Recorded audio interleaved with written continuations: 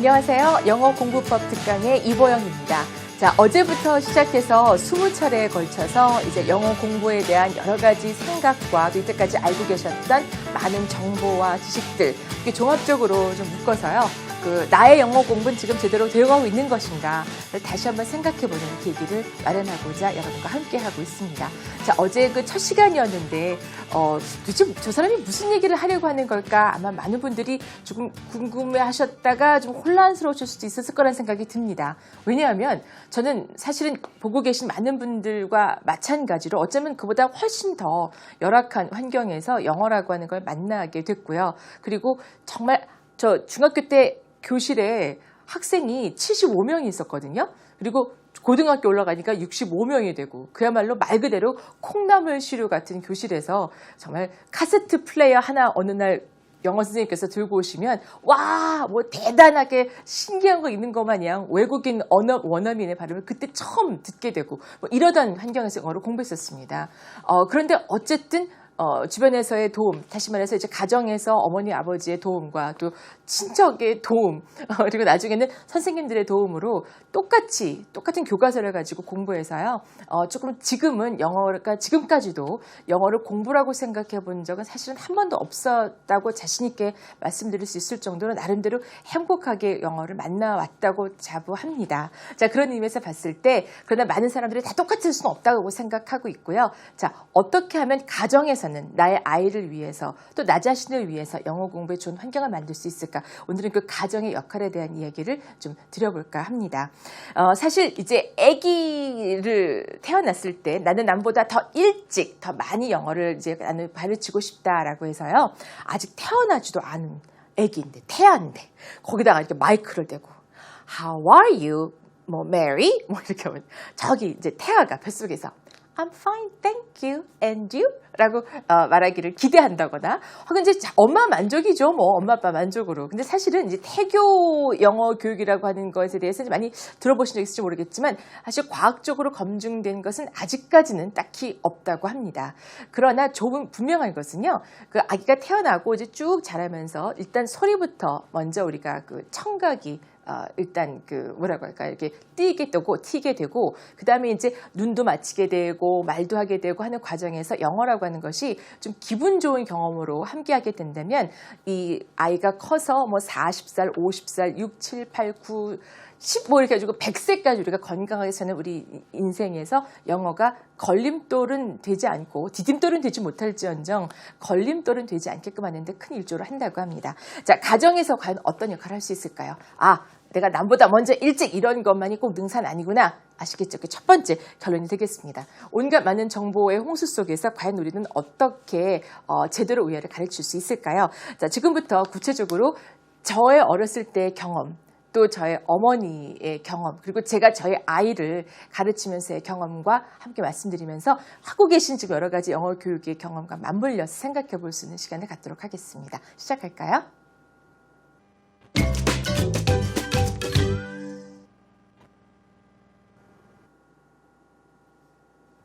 누구라도 영어를 꾸준히 오래 하는 것이 중요하다는 것을 모르는 사람은 아무도 없을 겁니다. 근데 사실 나는 마음이 급한데 어떻게 하면 영어를 잘할까요? 라고 하는 사람한테 꾸준히 열심히 하시면 돼요 라는 말처럼 아주 환장하게 하는 얘기는 또 없다고 생각이 듭니다. 나만큼 열심히 한 사람이 있으면 나와보라 그래 뭐 이렇게 화를 내시는 분도 본 적이 있거든요.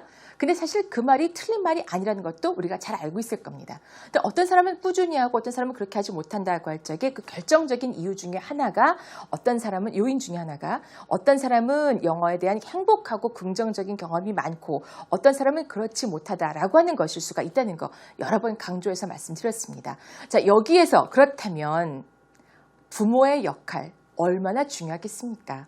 가장 많은 시간을 보내게 되는 가족, 특히 어릴수록 그럴 때 부모가 과연 어떻게 긍정적인 인상을 심어줄 수 있는 역할을 담당할지에 대해서 이 얘기를 좀 나눠볼까 하는데요.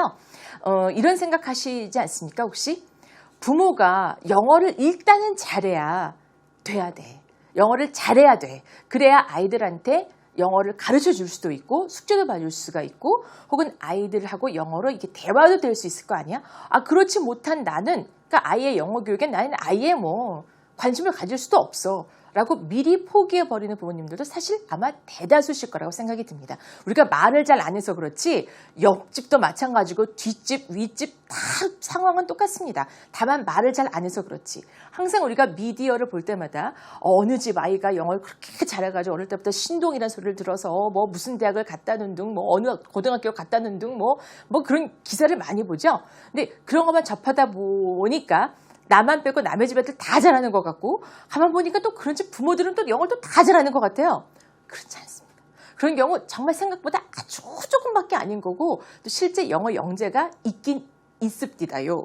그러므로 모든 사람이 그럴 수는 없으므로 일단 나는 아이한테 긍정적인 경험을 많이 심어주는 역할부터가 제일 중요하다라고 생각하시면 좋겠습니다.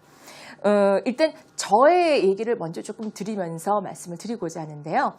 제가 말씀드렸잖아요. 영어에 대해서 저는 참 긍정적이고 행복한 경험이 많았다. 그런 기억이 많다. 그래서 오늘날까지 영어를 별로 공부라고 생각해 본 적은 없다. 그래서 아주 잘하게 되진 못했지만 잘하려고 노력은 하고 못하더라도 그렇게 좌절하지는 않게 됐다는 것이 스스로 다행이라고 생각을 한다고 말씀을 드렸어요. 거기서 제일 중요한 역할을 하신 분이 바로 저희 어머니십니다. 저희 어머니 얘기를 잠깐 좀 드리겠는데 바로 이분이시거든요. 네. 네. 좀 닮았나요? 제가 나이가 들수록 점점 닮았다는 얘기를 듣고 있는데 원래 저희 어머니께서는 빨간 마우라를 잘 하시는데 이 사진 속에서는 파란 마우라를 하고 계시고 저 뒤에 배경으로 보이는 것이 비행기입니다. 지금 항공대학교에서 찍은 사진이신데요. 저희 어머니께서는 6.25 전쟁 때 중간 도중에도 이 수송 연락기를 이렇게 조정을 하셨던 우리나라 대한민국 정부 수립 이후에 여군 조종사 1기 이십니다. 그래서 근데 저는 비행기 멀미한다고 해서 좀 창피하긴 하지만 그렇습니다. 저희 어머님 아버님 두 분 다 조종사 출신이시거든요. 근데 저는 지금까지도 저희 친정어머니가 제일 무섭습니다. 저희 어머니께서 군 출신이시라 가지고 아침에 이렇게 일어날 때 보영아 일어나라. 잘할 적에는 보영아 일어나라 라고 해서 저를 깨우신 적보다는 문을 벌컥 열고 그냥 불 탁 켜고 기상 이렇게 해서 깨우셨곤 하셨고요. 그리고 이불도 이렇게 개잖아요. 그럼 이렇게 각져서 개지 않으면 혼나고, 그건 지금도까지도 그렇습니다만서도 하여튼 굉장히 좀 이렇게 절제와 규율과 이런 걸 굉장히 강조하셨던 그런 분위기에서 제가 자라났어요. 근데 영어 공부에 있어서만큼은 저의 도움을 사실은 많이 받으시고 계십니다. 지금은. 근데 그렇게 되기까지 제가 어릴 때 봤던 어머니의 모습은요. 영어 공부를 아주 열심히 하셨던 분이십니다.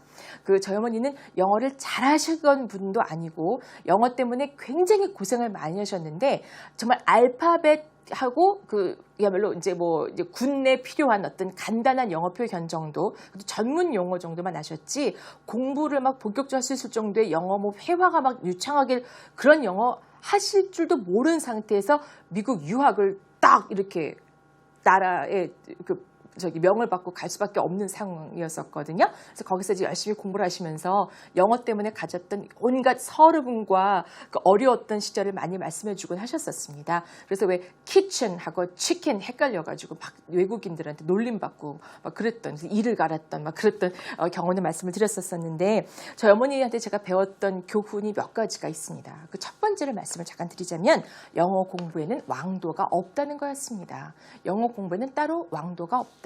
영어 공부를 쉽게 하려고 하지 말고 일단 단어도 외워야 되고 외운 거 가지고 자꾸 써야 되고 남들 다 하는 대로 따라가야 된다라는 거. 두 번째, 잔꾀를 부려서 지름길을 찾아가려고 하지 말아라라는 거. 흔히 이렇게 비행기를 타고 이렇게 항로를 따라가는 그런 얘기에 빗대서 말씀을 하시곤 하시는데 길을 벗어나지 말고 그 지름길을 따라가려고 하지 말고 길대로 가라. 선생님 말씀 잘 듣고 하는 것이 제일 중요하다.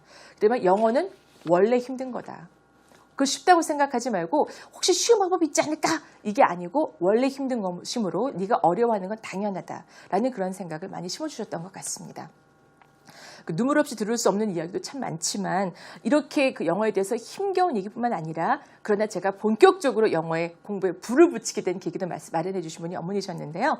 이런 일이 있었습니다. 제가 초등학교 4학년 때 한 미국 인 가수한테 홀딱 빠져가지고 그 당시 아주 유명한 아이돌 가수였는데요. 그 가수를 굉장히 좋아하게 됐었습니다. 제가. 그래서 그 가수의 노래도 막 열심히 듣고 그 가수가 나온 프로그램도 열심히 AFKN 통해서 보고 막 이랬거든요. 근데 어느 날 저희 어머니께서 저를 보시더니 너 그 가수가 그렇게 좋니? 네. 그래? 그럼 그 가수한테 편지 써. 그래서 네? 4학년인데. 나 영어 할 줄도 모르는데 아무것도 모르는데 그랬더니 걱정도 하지 마라. 항상 뭐든지 걱정을 하지 말래요. 이거 방법이 다 있다는 거죠. 네가 알고 싶은 모든 영어의 답은 이 두 권의 책 안에 있다라고 해서 딱 주신 게 하나는 한영사전, 하나는 영한사전이었습니다. 근데 안에 보니까 다 단어밖에 없는 거예요. 깨알 같은 단어들밖에. 그래서 아니 단어만 알면 뭐해 내가 문장을 만들어야 되는 거 아니겠어요? 그랬더니 그것도 걱정을 하지 마라.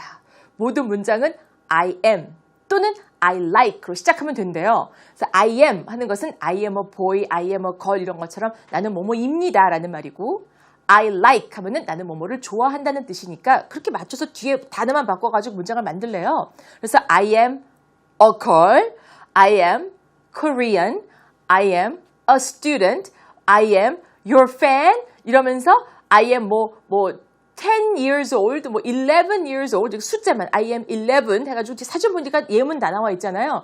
베껴 썼죠. 한 6문장 하니까 미천이 떨어져요. 그러면 I like로 바꿀 때가 된 거죠. I like, 그렇죠. I like you. 그다음에 I like your song. 그렇죠. 근데 하다 보니까 2개 하고 나니까 할 말이 없어요. I like your family. I like your sister. I like your brother. 해가지고 또 말도 안 되는 문장 써서 보냈어요. 그러면서 맨 마지막에 I am your ardent fan. 이 ardent라는 단어 하나 찾았습니다. A-R-D-E-N-T. 열렬한이라는 뜻의 단어를 찾아보니까 한영사전에 ardent가 제일 먼저 나오더라고요. A로 시작하니까. 그래서 I am your ardent fan 해가지고 그 LP판 뒤에 보면은 이렇게 주소가 나와 있는데 그게 팬클럽 주소였던 걸 모르고 그 집 주소인 줄 알고 적어가지고 어머니 부탁드려서 항공우편을 붙였더니 3개월 후에 답장이 왔었습니다. 그래서 그 답장에는 뭐라고 써 있냐면은 우리도 이 가수를 좋아하는데 너도 이 가수를 좋아하면 물건 좀 사라고.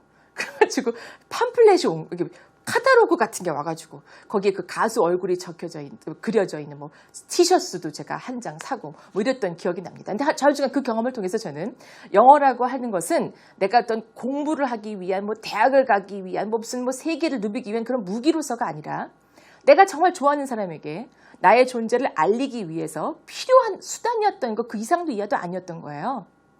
그래서 사전을 찾으려니, 그러니까 단어를 알려니 사전을 찾아야 되는 거고 사전을 찾아보니까 문장이 나와 있고 제가 나중에 사전을 이용하는 것에 대해서 다시 말씀을 드리겠습니다만은 사전은 적극적으로 봐야 되는 거지 될 수 있으면 안 봐야 되는 것이 아닙니다. 사전은 자꾸 보셔야 됩니다. 자, 그렇게 사전을 보는 것을 4학년 때부터 익히게 되고 써보고 보내봤더니 답이 오고 내 말을 알아듣네. 이거 영어를 안 할래 안 할 수가 없는 거죠.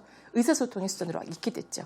그래서 제가 그 가수한테 그렇게 편지를 보내고 난 다음에 수십 년이 흘러서 만났습니다. 네, 바로 이 가수거든요. 이게 저고요. 이게 그 가수가 남매예요. 이 사람들이 뒤에 써 있지만 제가 또 이거 참 또 팬클럽에다 제가 올려야겠네요.